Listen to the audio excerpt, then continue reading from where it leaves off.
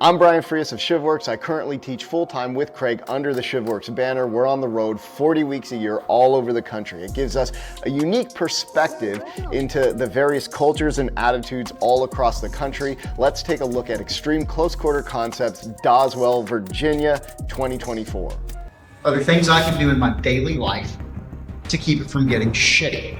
I'm a huge fan of it not getting to a rolling around in piss, beer, broken glass, horizontal, entangled gunfight. Is there a fucking knife in his hand?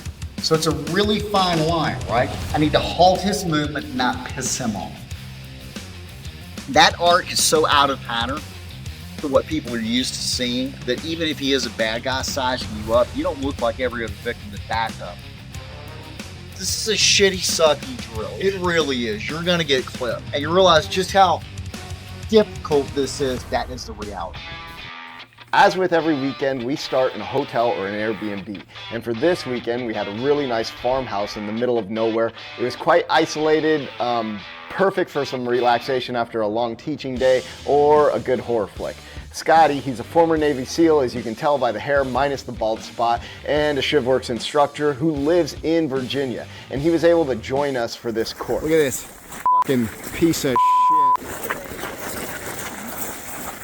Scotty's a piece of shit. Scotty brings a certain amount of levity and unprofessionalism, as you can see demonstrated by his untucked shirt, that really improves the overall class. It's a great time when the three of us are actually together.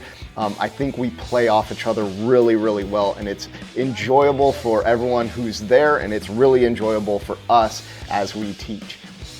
Saturday morning was a bit cold for me, meaning it was under 75, so naturally I complained the entire weekend about how freezing it was. We got everyone online and started the live fire block of instruction. During ECQC, we have 2 4-hour blocks of live fire. The goal is not to teach people how to shoot, but to adapt shooting to the specific problem you encounter within 0 to 5 feet, with or without weapons.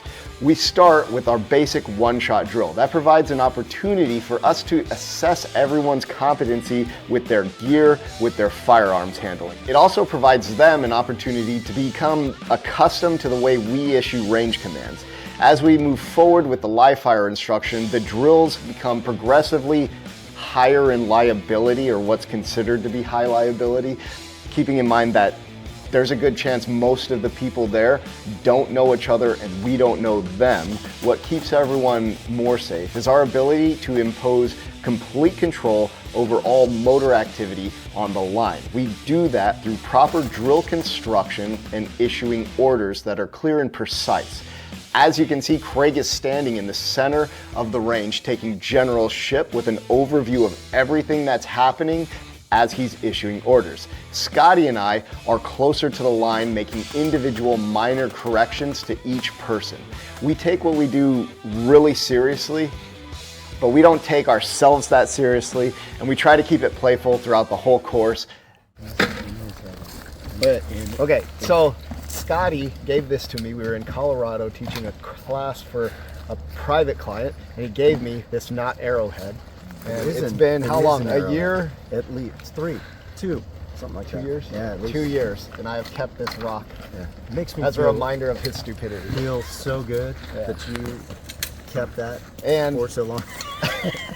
I gave you those. And the Ninja Turtle glasses. Yeah. Were these from Colorado too? Yes. Yeah. Colorado. Apparently Colorado. Colorado. At a truck stop. This is an arrowhead. This is Go real. ahead and take your glasses off. Yeah. Show the world who you really are, Donatella. Yeah. Nice, right there. Yeah. Mine is a turtle. It is a real arrowhead that was found in Colorado. It was the Arapaho tribe, I think. But you can't tell from you were gonna get so much. Slapaho tribe.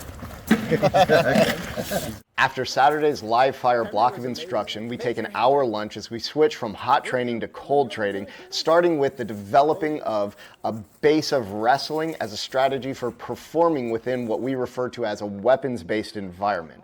I've been teaching the majority of this block all year long. Craig provides the 30,000-foot view of the program, and then I get into the details on how to execute each specific technique. This is not designed to make you a D1 level wrestler or competitive at ADCC, but it will make you significantly harder to take down, as well as give you an outline for solving problems on the fly, because you walk away with an understanding of how things work. We finish day one with a summarized ground curriculum and then test the entire day's training under an evolution. The evolutions are not scripted force-on-force simulations. It allows you the opportunity to train without consequence of real life. The visceral experience helps to reinforce the newly acquired skill. Feet on the hips. Nice. Break.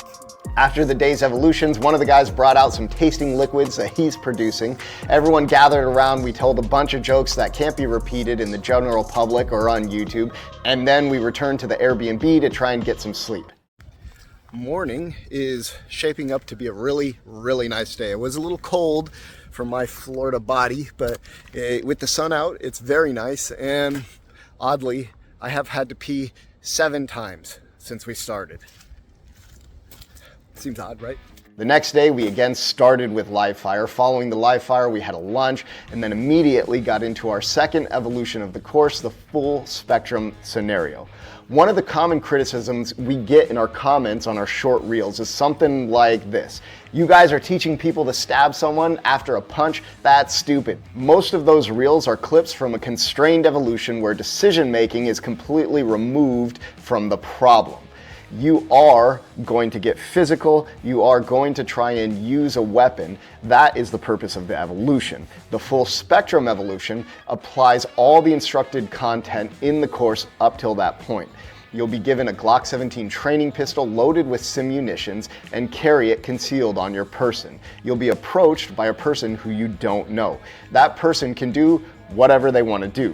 They can pretend to be nice and then try to rob you. They can be nice and ask for help. So they can be entirely benign, or they can pretend to be benign and be hostile, or they can come up to you completely hostile. They get to do whatever they want to do. You must manage this person appropriately. If you say something that pisses them off and they want to become hostile, they can do that. We break the evolution once we feel all training value has been extracted. We see where it goes, wherever it goes, and then we start a chronological debrief of the actions.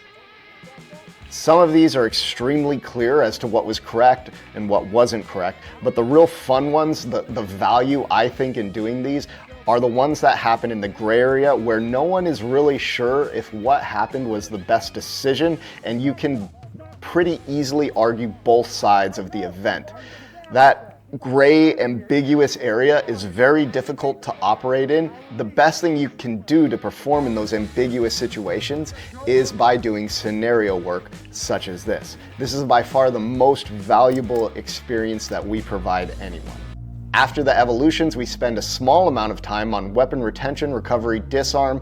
Then, if available, we have a fight in the car. Another comment that we get when people see our short reels of guys fighting within the cars is, well, they would be dead the moment they go for the gun. That's not true. We have plenty of real-world video of this happening, along with Craig's personal real-life experience fighting over a gun inside of a car. It's not to say that compliance doesn't work, but if you comply during the drill, we can't have a gunfight in the car.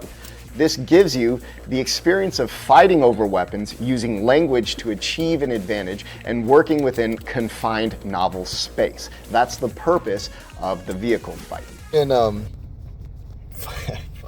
even if it's like below 75, You're the motherfucker. yeah, in the morning it's like 73, and I'm driving to the gym and I'm like, this fucking place sucks. Another long, hard day. It's 7:30 right now. It's fucking dark. It was dark when we got here. It's dark when we leave. It's dark. This video's dark. My soul is dark. Ron's giggling. Making Ron giggle. It's fucking funny. What a great fucking weekend, man. This is really It was a good course. potent. I felt good. I didn't crash. My health is getting better. That's always a good thing. really cool people too. I'm recording this just after the inauguration. We've been swamped on the road teaching a ton of classes all over the place. And as much as we hope everyone enjoys these short videos, we are number one, a training company. We provide what we feel is the best strategy for you to get home on what is likely to be your worst day.